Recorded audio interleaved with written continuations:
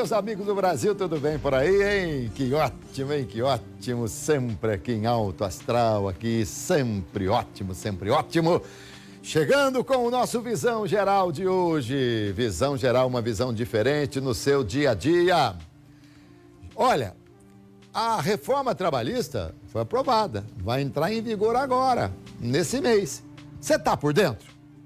Então, preste atenção na entrevista que eu vou fazer com o doutor Hamilton Rovani Neves, especialista em direito trabalhista e previdenciário também, né? Porque já esteve aqui falando muito sobre o direito previdenciário. Querido, quanto tempo, tudo bem? Tudo bem, Alberto. Bem-vindo, Hamilton. Obrigado, muito obrigado. E bom, Hamilton. Você anda pintando assim o seu cavanhaque com algumas coisinhas brancas, né? Com o tempo, Com pintando com o tempo. Mas é isso aí. Você usa faz tempo, Hamilton? Não, só esse ano que eu resolvi usar. É porque eu não me Aí lembro, agradou né? e eu resolvi deixar. Ah, muito bem. Alguém falou pra você que agradou. A minha certo? esposa, obviamente. Então, tá bom. Hamilton, bom, já falamos tanto de você aqui, né? Que é formado pela Faculdade de São Francisco, de Bragança, especialista em direito trabalhista, previdenciário, advogado colaborador da Federação Nacional dos Trabalhadores Domésticos, especialista em legislação trabalhista aeronáutica. Aliás, eu sei de muitas ações trabalhistas que você tem aí, sempre advogando para os aeronautas, né? Até a gente falou outro dia aqui a respeito das nossas empresas aéreas, né? Exatamente. A Varig tem muita ação aí, não? Bastante, tem Muito, né? Tem muito. E como é que fica? Porque ela está no processo de recuperação e falência, né? Então, ó, mesmo as ações movidas com ela vão tudo direcionadas hoje para juízo falimentar, né? E lá vão ser resolvidas no futuro. Demora, né? Demora um bocadinho. Muito bem. Bom, vamos lá. A reforma trabalhista, que foi sancionada em julho, entra em vigor agora a partir do dia 11 de novembro. A partir do dia 11. A partir do dia 11. A partir do dia 11. Muito bem. Muita coisa muda? Bastante coisa muda. Não só a questão de bastante coisa, mas coisas importantes, né? As mudanças vêm para realmente mudar significativamente a relação que hoje nós temos pela CLT, né? Então, assim, empregado e patrão hoje vão ter uma relação um pouco mais, acho que um pouco mais difícil, né? Mais difícil? Mais difícil. Muito bem. Na sua visão, as reformas beneficiam uma determinada classe, ou a classe patronal, ou a classe de funcionários, assim? Na minha visão, ela beneficia apenas, então, somente a classe patronal, né? Porque as mudanças que foram feitas, ao meu ver, e pelo que a gente conversa, no entender também de muitos colegas, ela prejudica muito o trabalhador, né? Na relação propriamente dita, direta com o empregador. Então, acho que ela beneficiou e beneficia e muito os empresários e não ao trabalhador. Bom, até então, a gente ouvia falar, Hamilton, e você como um advogado trabalhista pode evidentemente ter assim, uma opinião muito mais avalizada. Até então a gente ouvia falar o seguinte: toda ação trabalhista, o juiz e todo o Estado pende para o lado do funcionário. Isso é ou era uma verdade? Nenhuma verdade, jamais. Nunca foi? Hipótese alguma, nunca foi. Nunca foi. Acontece que, como as empresas cometem muitas irregularidades no dia a dia, no tratamento com o empregado, nas relações de trabalho, obviamente que o juiz vai tentar corrigir isso. Então, como o empregado invariavelmente ganha a grande parte das ações, então tem essa coisa horrível de dizer que os juízes são extremamente empregados. Não tem nada disso, absolutamente. Aplicam a lei e é por isso que se diz isso. Muito bem. Então, a partir do dia 11... A partir da 0 hora do dia 11, né? Do primeiro minuto do dia 11. Primeiro minuto do dia 11, exatamente. As coisas estão mudadas. Mas mudadas para quem for empregado ou tiver um vínculo empregatício a partir daquela data, ou não? Não, para todos os vínculos, na verdade, né? Para todos os vínculos, na verdade. Obviamente que as contratações, elas passarão a ter a vigência da nova norma, né? E os contratos que hoje estão vigindo, as relações, a partir de então, serão direcionadas pela nova norma também. Né? Bom, então, porque houve um tempo no Brasil, Hamilton, não sei desde quando e nem quando terminou, que havia muitos funcionários que não eram optantes do FGTS. Exatamente. Isso dificultava, inclusive, a empresa numa eventual demissão. E isso aí não existe mais hoje. Não, isso não existe mais. Hoje todo mundo CLT, todo mundo é FGTS. E aqui, por exemplo, haverá isso no futuro de alguém falar, olha, de repente alguém foi dispensado, alguma coisa, mas ele é da outra época em que as leis eram assim e tal. Como é que vai ser Então, isso? na verdade, essa é uma discussão que tem se feito muito estudo, muitos seminários, muitos congressos a respeito disso, para saber até que pontos a lei vai alcançar esse ou aquele contrato vigente hoje, né? Obviamente que a lei não retroage. A lei retroage apenas em questão penal para beneficiar o réu, coisas assim, coisas específicas, né? Então, assim, essa lei que está se colocando agora, ela não vai retroagir para os contratos que estão vigindo. Nem para beneficiar. Nem beneficiar, nem para nada. Ela vai começar a partir de agora, os contratos serão regidos por essa norma. Entendi. Então, quem ainda se encaixa na norma vigente, continuará vigente. E se, porventura, precisar de alguma ação trabalhista ou coisa parecida, a gente também não sabe como é que os juízes ainda vão... É isso que eu queria saber. Exatamente. Como é que os juízes vão se basear? Como é que eles vão se basear? Se vão se basear já na lei nova ou se vão se basear em cada tempo. Isso é uma coisa ainda que os próprios juízes estão estudando para saber como é que vão fazer. Eu posso lhe adiantar o seguinte: com a entrada agora da lei, que nem começou ainda a partir do dia 11, já existe juiz aplicando a nova legislação para algumas ações trabalhistas. Antes dela estar vigente. Antes dela estar vigente, exatamente isso. Isso, inclusive, é tema de muito estudo, muita gente criticando. Mas muita gente criticando o quê? São os magistrados ou são os advogados? Tanto os magistrados quanto advogados. Tá. Porque não tem sentido, né? Você aplicar uma norma que ainda não está vigindo, né? Porque se isso realmente vier a acontecer e continuar acontecendo com certa frequência, essa pergunta que você se fez, ela deixa de ter sentido. Se você fala, não sabemos como que os juízes vão agir, se com a norma antiga ou com a norma vigente. Se eles já estão agindo sem ela estar vigente, com a nova norma, então... Eu gostaria só de fazer um parênteses. É assim, como a legislação mudou muito, né, e ela vai ser aplicada a partir do dia 11, a gente também não sabe como é que os tribunais vão direcionar essas normas, né? Porque, assim, existe a lei, mas existe também a interpretação da lei, no dia a dia, no caso em concreto. Então, a gente não sabe. Então, a gente tem que aguardar, porque depois surgirão as jurisprudências, obviamente, com o tempo, né? Mas, por enquanto, ainda tudo é uma incógnita para todo mundo. Bom, se o empregador e o empregado, de comum acordo, quiserem aderir a algum ponto desta nova lei, mesmo já estando há um tempo, eles podem fazer isso? Não tenha dúvida, tranquilo. A nova lei, ela vem permitir que a relação empregado-empregador seja muito mais direta, sem a intermediação do sindicato. Então, isso é uma coisa temerária, porque o empregador sempre tem mais força, mais poder, e na hora da barganha, ele sempre vai sair ganhando. Mas a legislação, ela pecou por aí, que eu acho, porque ela tirou muito poder da negociação coletiva e deu muito poder para a negociação individual. Por exemplo, um empregado e um empregador. Eles entre si podem negociar uma série de coisas que antes só poderia através de convenção coletiva. Mas, Hamilton, por exemplo, você disse que o poder do patrão é maior, aquela coisa toda. Mas não está isso ligado diretamente à habilidade, à capacidade, ao profissionalismo do empregado? Negativo. São coisas específicas. Eu acho que essas qualidades, essa habilidade, essa condição específica são pontos muito pequenos, são profissionais muito...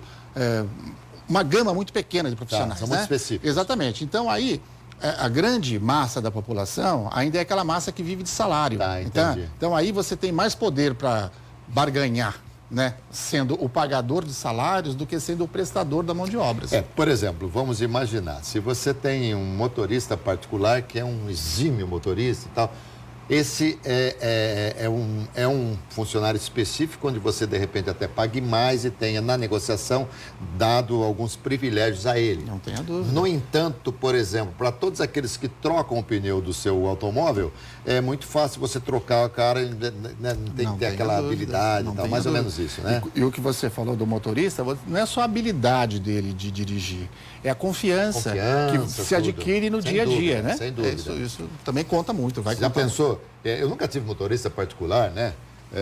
Não sei se você tem ou teve e tal, né? Quem me dera. Mas normalmente você comenta ele ali na viagem. Tudo, absolutamente tudo. Isso é uma prática comum, né? A confiança, ela é total, ela é plena. Você não paga nem pela habilidade, você paga pela confiança, né? Exatamente. Né? Já pensou seu motorista entrar numa delação premiada, por exemplo? Pois é. Mas você ia completar? Não, mas era exatamente isso. Então, essas coisas específicas, né, que no dia a dia, elas vão se encaixando, elas vão se ajeitando. E o que é trabalho intermitente? Sim, o trabalho intermitente. Muito bem. Hoje, o empregado é contratado para trabalhar de segunda a sexta-feira, ou segunda a sábado, ou segunda a domingo, e tanto faz, né? O trabalho intermitente agora, você não vai precisar mais trabalhar todos os dias. O seu empregador vai contratar você ou te convidar para trabalhar, apesar de você manter com ele um vínculo, Sim. alguns dias por semana ou até horas. E vai te pagar proporcional a esse período de trabalho. Ah, entendi. Mas vai dar o vínculo. Sim, o registro em carteira você tem que ter. Não, mas porque é o seguinte, deu registro. Não, deu vínculo, sim, o registro em carteira tem Muito que bem, mas hoje, não sei se você me corrige ou não, mas hoje quem trabalha duas vezes por semana numa determinada empresa não tem vínculo, é isso? Depende, depende muito do que faz na empresa e para o que faz na empresa. Então depende muito. Então não é uma coisa abrangente e geral, não é. Então assim, o trabalho intermitente hoje, ele vem para isso. Então o empregador, ele vai convocar a sua força de trabalho, a sua mão de obra, só para os dias ou horas que ele efetivamente precisar. Exatamente. Muito bem. Hoje isso aí não tem como. Não, hoje não. E assim, o que é um problema nisso aí é o seguinte, porque a lei permite, inclusive, que nessa jornada de trabalho intermitente você possa receber até valor inferior ao salário mínimo, o que hoje não é permitido. É proibido. É proibido. Então ela permite que isso. Então você vai receber aí, não sei. O que a gente está pensando é assim, um trabalhador hoje poderá trabalhar em 2, em 3 lugares, ter 3 vínculos e, na verdade, nem receber um único salário. Porque vai depender do que ele fizer. Dependendo do tempo de horas. De prestação de serviço para cada isso, empregador. A seu ver, é imoral, é ilegal. Ilegal não é porque está respaldado. Ilegal não é porque está na lei, né? Mas assim, mas não é uma coisa boa, sabe? Não é uma coisa boa. Porque assim, se falou muito em reforma trabalhista para corrigir uma série de coisas, inclusive previdência social, que a gente pode falar no finalzinho. Eu gostaria até de falar uma brecha sobre a previdência. Tá. Mas assim, eu vejo que isso aí vai tirar muitas pessoas do campo de serviço. Por quê? Como uma pessoa pode prestar serviço até em 2 ou 3 empresas, uma empresa não vai manter um empregado só. Um empregado trabalhando em 3 empresas tem 2 pessoas desempregadas, certo? Eu acho que vai aumentar o desemprego, as contribuições da Previdência e outros fundos de garantia e tudo mais vai cair vertiginosamente. Isso é uma coisa muito prejudicial. Na sua visão, é um problema. Problema seríssimo. E o que mudou para os terceirizados? Como é que foi? Os terceirizados, na verdade, já existia uma norma para os terceirizados. Sim. Só que os terceirizados, eles eram uma coisa específica. Ele não poderia atingir a atividade fim da empresa. O terceirizado agora foi aprovado a lei que ele pode ser para qualquer atividade da empresa, inclusive atividade fim. Então, a empresa hoje pode terceirizar qualquer trabalhador. Qualquer segmento ele pode, menos na aviação. Ah, na aviação não menos pode? Na aviação. O piloto tem que ser contratado pela empresa. O piloto, a tripulação, como é que é? Todo mundo que é aeroviário, aeronauta, não se aplica essa questão da terceirização. Ah, interessante, né? Isso é interessante. Aliás, interessante e também... Que bom, matéria de segurança, né? É, uma questão ali. Se bem que há tantas coisas. Por exemplo, sei lá, eu vou dar um chute aqui. O responsável pela fabricação de um remédio, o farmacêutico responsável, pode ser terceirizado? Pode ser terceirizado. Não deveria ser. Não deveria ser. Aí vai dar condição de cada empresa, né? Obviamente que... nisso que você está falando já é uma questão também até de segurança, né? Então não vai terceirizar uma mão de obra dessa, sim, né? Mas eu posso montar o escritório de advocacia e contratar tudo para ser advogado, pode, com certeza, terceirizar tudo. Não sendo advogado, eu posso ter uma atividade advocatícia. Porque hoje uma empresa ela pode se firmar para prestar mão de obras para quem quer que seja. Né? Então você pode montar uma empresa prestadora de mão de obra, contrata a mão de obra e terceiriza. Não tem nenhum problema. E quanto, por exemplo, porque nós temos várias empresas terceirizadas. Hoje a limpeza é muito limpeza e conservação e vigilância, né? Hoje segurança e vigilância é a que mais tem. É a que mais tem. E não existe nenhuma preocupação da empresa que contrata esses funcionários, que tem um contrato com a empresa terceirizada, de que eventualmente no futuro possa se ter um vínculo com a pessoa que trabalha? Não existe. Na verdade, o vínculo seria indireto, né? Indireto, uma responsabilidade subsidiária e não a responsabilidade direta, né? Inclusive, a lei agora, ela tem uma brecha um pouco maior, dá um pouco mais de proteção para o contratante do que para o contratado, né? Também não sei se isso é bom, mas eu critico muito essa questão da terceirização ampla, sabe? Eu acho que isso precariza muito a mão de obra, né? Explora demais, provoca desemprego, além de reduzir o nível salarial drasticamente. Bom, isso aí até acho. E o PJ? Bom, aliás, vamos fazer assim, vamos falar do PJ já, que é o trabalho autônomo, que a gente tem que falar, e o PJ também. É preciso entender o que é que pode dar ou não um vínculo com a empresa. A gente fala disso aí já. Tá bom? Tá ótimo. Muito bem, gente. Falando sobre o direito trabalhista. Bom, Milton, a gente ia começar a falar sobre o PJ. PJ é pessoa jurídica, né? Pessoa jurídica, exatamente. É uma empresa de uma pessoa. É uma empresa de uma pessoa. Hoje, a legislação está permitindo agora que você crie, né, uma personalidade jurídica para você prestar o serviço para uma empresa. Muito bem. Mas isso aí já não existia há um tempo, não? Não existia. Pessoa individual, não existia o coletivo, mas não o individual. Agora pode ser o individual. Muito bem. Você, por exemplo, específico, você, Alberto César, pode criar um PJ e prestar um serviço para uma empresa, individualmente. Muito bem. Agora, aí, quando eu receber no final do mês, eu dou uma nota fiscal. Sim, uma nota fiscal, exatamente. Você tem que emitir uma nota fiscal. Todos os tributos e tal. Exatamente. Tudo é por conta sua. O seu contrato com o seu empregador vai ser um valor e ali você vai responsável por todos os encargos relativos àquele contrato. E aí acabou o meu contrato com o empregador e tal, e de repente eu falo para o empregador, eu não vou fazer isso aí, mas alguém fala assim, mas eu trabalhei aqui, e aí tal, não dá vínculo nenhum. Não dá vínculo nenhum. O PJ não dá vínculo nenhum com... o PJ é como se você estivesse contratando uma empresa especificamente, né? Vai ser contrato civil e não contrato trabalhista. Muito bem. Mas Hamilton, é verdade, pelo menos eu imagino assim, que o grande temor das empresas é o tal do vínculo? Não tem como, porque, na verdade, assim, o vínculo faz parte da união. Faz parte da união entre mão de obra e o salário. Então, sem ter um, sem ter o outro, não tem como você criar um vínculo entre os dois. O vínculo é o que vincula o empregado ao empregador e o empregador ao empregado. Não tem como fugir disso. A vantagem de se contratar um PJ, sobretudo, é porque não tem nenhuma responsabilidade. Acontece que o PJ, você... tudo bem. Só que às vezes pode acabar sendo até mais caro, porque como a pessoa que vai te prestar o serviço sabe que os tributos serão recolhidos por ela vai embutir tudo isso na prestação de serviço. Então, às vezes, nem é muito interessante, né? Que você tenha um contrato, a não ser coisas muito específicas, obviamente. Mas eu vou falar contador, alguma coisa assim, tal. Mas, caso contrário, não. Mas, Hamilton, posso lhe assegurar, eu estou nessa profissão aqui há 47 anos, eu posso lhe assegurar que a esmagadora maioria das empresas de comunicação do Brasil hoje contrata basicamente PJ. Pois é, mas não deveria. É que a legislação da radiodifusão, ela é um pouco diferenciada da legislação normal que abrange toda a categoria de trabalhadores do Brasil, né? Sabe, essa questão de trabalho de finais de semana, domingo, essa coisa toda. Ela é bem específica para esta área, né? O que dificulta... em algumas situações, contratar ou não contratar um PJ. Muito bem. Bom, mas também da mesma forma o PJ assim como a terceira... O PJ é uma terceirização. Não seria uma terceirização, é uma prestação direta de trabalho. Entretanto, a relação que você tem comigo não é empregado-empregador, e sim prestador de serviço. Tudo bem, mas, por exemplo, quando você tem um PJ, empresa individual, um PJ, pessoa jurídica, quando você faz um contrato com a empresa... Se você ficar doente, por exemplo, e você não tem uma empresa com mais funcionários para poder atender, como é que você faz? Não vai entender, você não vai receber. Justamente isso no contrato que você firmar comigo já vai estar estipulado isso. Que é proibido ficar doente. Não é proibido ficar doente. A sua prestação de serviço será remunerada por aquilo que realmente você faz e produz, né? Se você deixou de produzir, deixou de fazer, você não vai receber. Muito bom. Vamos lá. Vamos falar um pouquinho...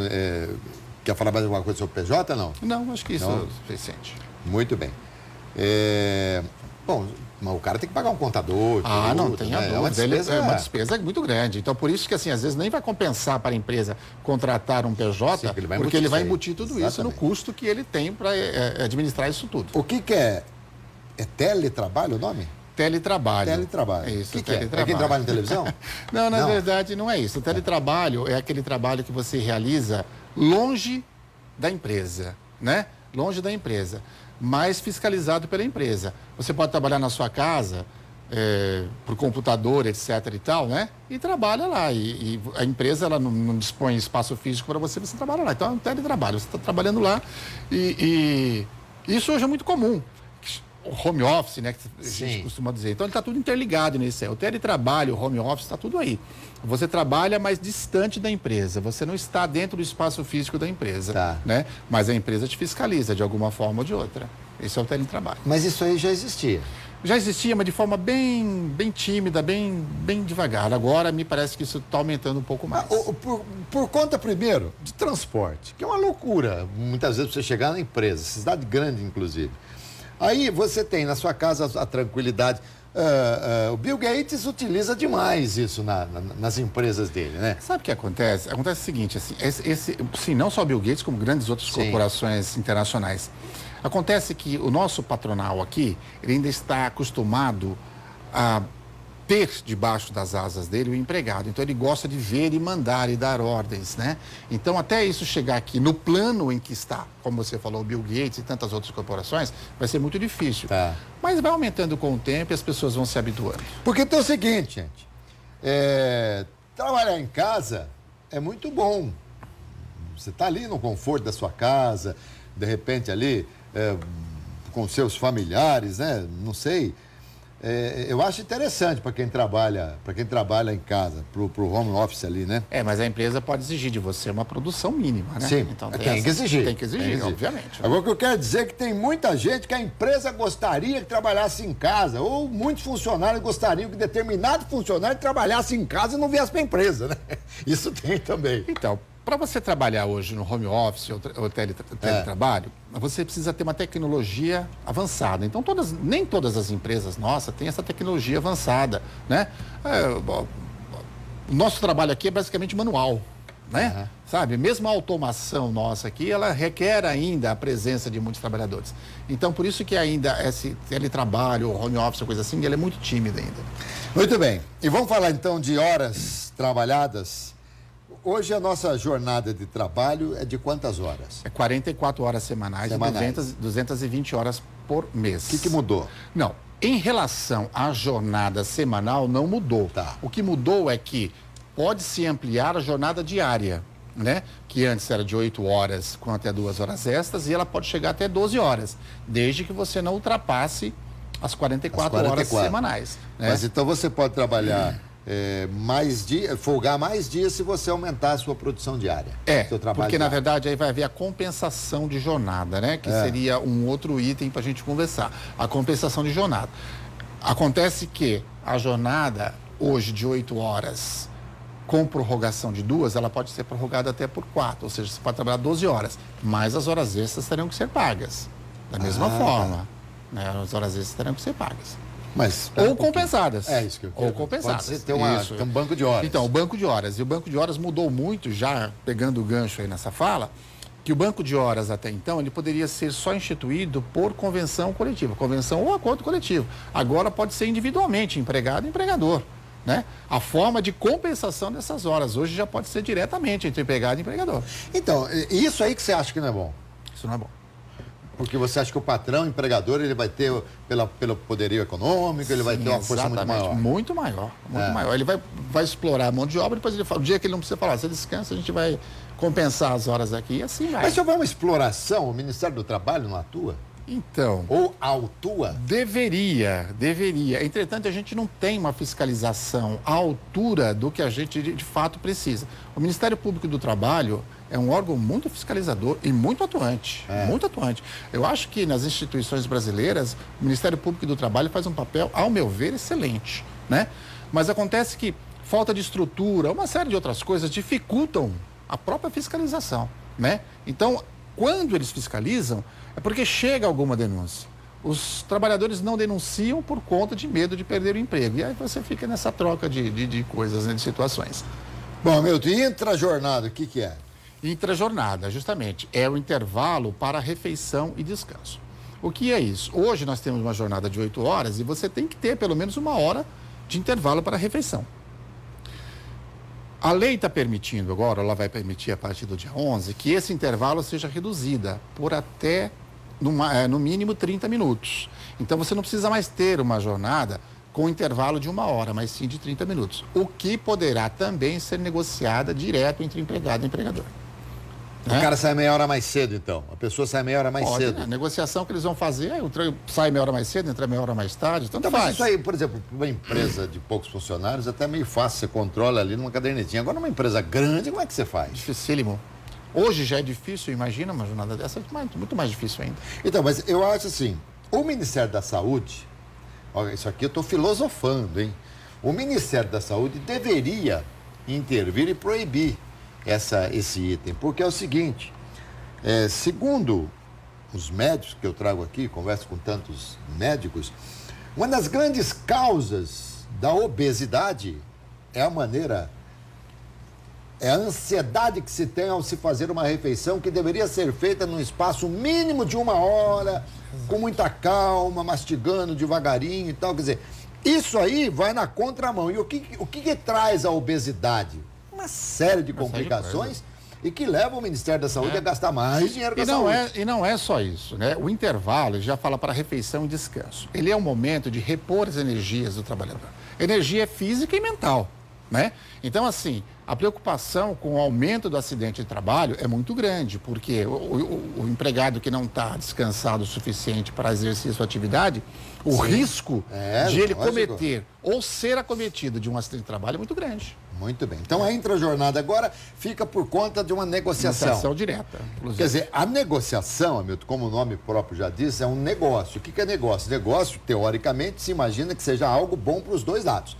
Se uma das partes não quiser, um abraço. Então, a sua pergunta é muito interessante, se não quiser um abraço, mas qual parte que não vai querer? O empregador chega lá para o empregado, tem 3 empregados na emprega dele. Ele fala, vai ser assim agora. Quem que vai dizer para ele que não vai ser assim? Isso vai ser assim de livre, espontânea vontade minha. Exatamente isso. Por isso que a lei não é interessante, porque tem pontos que ela causa um desequilíbrio na relação. Ela enfraquece, aliás, enfraquece não, ao meu ponto de vista, ela extermina os sindicatos, que têm força atuante para falar em nome dos empregados, tira todo o poder desses sindicatos e deixa a negociação livre entre empregado e empregador. Ora, isso é uma loucura. Ô Hamilton, e a contribuição sindical deixou de ser obrigatória? Deixou de ser obrigatória, que é uma forma, inclusive, de enfraquecer os sindicatos. Agora, para que haja a contribuição, o empregado tem que autorizar. Muito bem. Esse é o lado poético, filosófico do sindicato. Mas há sindicatos que, infelizmente, pontos de vista, né? Que, infelizmente, vão na contramão dessa Não tenha dúvida, você tem toda a razão. Mas você não pode esquecer que nós temos sindicatos. Nós temos sindicatos aqui, batalhadores, lutadores e conquistadores de direitos para os trabalhadores. E eu também acho o seguinte, não é porque você tem os maus sindicalistas é quem é sindicalizado. Quem é diretor de sindicato. Muito bem, não é porque temos maus diretores, nós temos que exterminar os bons. Não tenha dúvida. Tirar os maus. Isso eu concordo com você. Obviamente. Mas eu quero fazer uma pergunta aqui. Eu estou te demitindo e vamos fazer um acordo aqui para resolver todo esse assunto e tal. Como é que é o negócio? Como é que é o negócio? É exatamente isso aí. O empregador, agora que demite o empregado, não precisa mais fazer homologação no sindicato, né? O sindicato quem fiscalizaria se estava tudo ok ou não. E o empregado vai assinar um termo de que está tudo tranquilo e que não vai ingressar na Justiça do Trabalho. E ele não poderá depois fazer isso. E tem mais um outro detalhe ainda. Agora, anualmente, o empregador pode pedir para o empregado um termo de quitação, dizendo que todas as verbas daquele ano, inclusive horas extras e tudo mais, estão pagas, estão quitadas, que ele não tem mais direito algum. Você já pensou o que é isso? Mas se tiver tudo mesmo certo, eu não vejo problema. Sim, mas e se não tiver?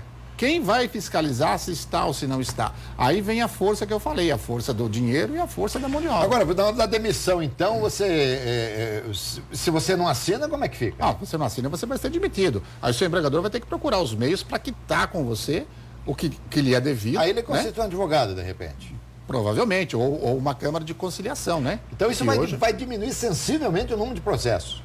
Olha, não só por isso, por uma série de outras coisas, porque agora existem inclusive as custas processuais que poderão ser arcadas pelo próprio trabalhador, né? No caso de perder uma ação honorários advocatícios, que isso nunca teve na ação trabalhista. Não, nunca teve na ação trabalhista. trabalhista. Na ação civil, sim. Ação civil, na verdade, assim, se adequa. Eu acho que nem é esse que é o ponto, né? Eu acho que o ponto é o enfraquecimento do próprio direito do trabalhador. Porque se ele dá quitação anual e no final do contrato da quitação geral, ele não pode ingressar na justiça pedindo uma coisa que ele deu quitação. Deu quitação, muito bem. Então na teoria, não assinar sem convicção. Claro que não. E sempre procurar o auxílio de um advogado ou de um sindicato. Procure, antes de você assinar qualquer termo dessa porra, procure uma orientação. Converse, explique o seu assunto, ele vai te dar orientação. Mas, Hamilton, na hora da demissão, por exemplo, se o empregado disser, olha, não, tudo bem, mas eu quero fazer no sindicato a homologação. Então, na verdade, hoje, a lei já não obriga mais. O empregador não vai ter mais essa obrigatoriedade. Entendi. Ele não vai mas ter se mais. for de consenso, de comum se for de acordo... consenso, não tem nenhum problema, né? Tá. A demissão, inclusive, nós não estamos falando da demissão por justo acordo. A demissão por justo acordo, hoje, ela pode até acontecer, né? O empregador chega no acordo, olha, eu vou sair, você me manda embora, tal. Então, aí vai ser reduzido o valor da multa do fundo de garantia para 20%, e o trabalhador vai sacar 80% dos valores depositados ao título de fundo de garantia. Então, quer dizer, você trabalha para mim, eu te mando embora, nós fizemos um acordo, olha, você vai levantar o fundo de garantia e tal, você não tira mais, eu não pago mais 40%. Não, você paga 20%. E se não for com acordo? Não, se for, aí as regras são as normais, de 40% e o total do fundo de garantia. Mas então tem que estar escrito no acordo lá que é consensual, alguma coisa assim? Sim, quando for a rescisão de contrato, vai estar lá, termo de rescisão de contrato por mútuo acordo. Por mútuo acordo, aí recebe só 20%. Exatamente isso. Né? O que é, ao meu ver, uma agora loucura, você vai ter que fazer porque todo mundo vai agora mandar o empregado embora por mútuo acordo. Mas aí é o seguinte, vai que o empregado quer tirar o dinheiro e fala para o patrão, eu te devolvo 20%, aí fala, então você me demite, nós fazemos comum acordo, mas diz aí que não é comum acordo. Sim, mas ele vai perder... Mas vai dar margem à fraude, né? Lógico, fraude gigantesca, inclusive. Crime, né? Na verdade é um crime, né? É um crime. Bom, Hamilton, você vai ter que voltar outras vezes aqui, porque tem muita coisa aqui que a produção preparou para te perguntar e não vai dar tempo, e eu quero que você fale o que é que você quer falar da Previdência. Então, eu queria falar porque assim, nós já conversamos aqui anteriormente sobre questões da Previdência, né? O que eu disse que a Previdência não precisava ter uma reforma como ia ter. Aí, foi proposta toda a mudança da Previdência, todo mundo ficou com medo, etc. e tal. E agora foi instaurada uma CPI no Senado para apurar realmente as condições da Previdência, se ela estava ou não falida, o que acontecia. Agora saiu o relatório da comissão do Senado dizendo o seguinte, a Previdência não é deficitária. Aliás, ao contrário. Agora... A Previdência, ela tem para receber dos grandes empresários, bancos, etc., 450 bilhões de reais. Quase meio trilhão. É o dinheiro que salvaria não só a Previdência... Salvaria o país. Sabe assim?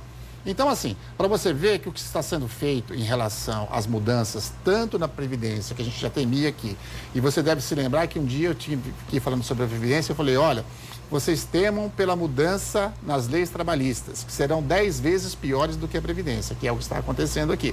Então, assim, a gente vê que essas mudanças poderiam até ser feitas, mas de uma maneira mais estudada, mais conversada com as pessoas. Com quem são essas pessoas? Os trabalhadores, aqueles que serão afetados por essas normas. Isso não foi feito. A norma trabalhista foi colocada goela abaixo. Não se discutiu com ninguém. O governo colocou, votou, aprovou e está vigindo, né? E a Previdência se queria fazer da mesma forma. Ainda bem que houve alguns insurgentes, né? E que se instaurou uma CPI para apurar essa questão da Previdência, do déficit ou não da Previdência, e se chegou a essa conclusão. Isso é o nosso Brasil, infelizmente. A gente está falando da Previdência, não, agora, a reforma da Previdência, com tanto problema político, não vai passar. Não vai passar. Ela vai passar por conta, inclusive, mas alguns itens podem passar? Sim, alguns. Eu acho que modernizar a legislação é sempre salutar. Sim. Sempre. Mas dentro de um consenso, dentro de coisas que sejam aceitáveis para todos. Não da imposição, como se quer fazer. Isso é uma loucura. Muito bem. Eu queria, não dá mais tempo, nós temos só um minuto.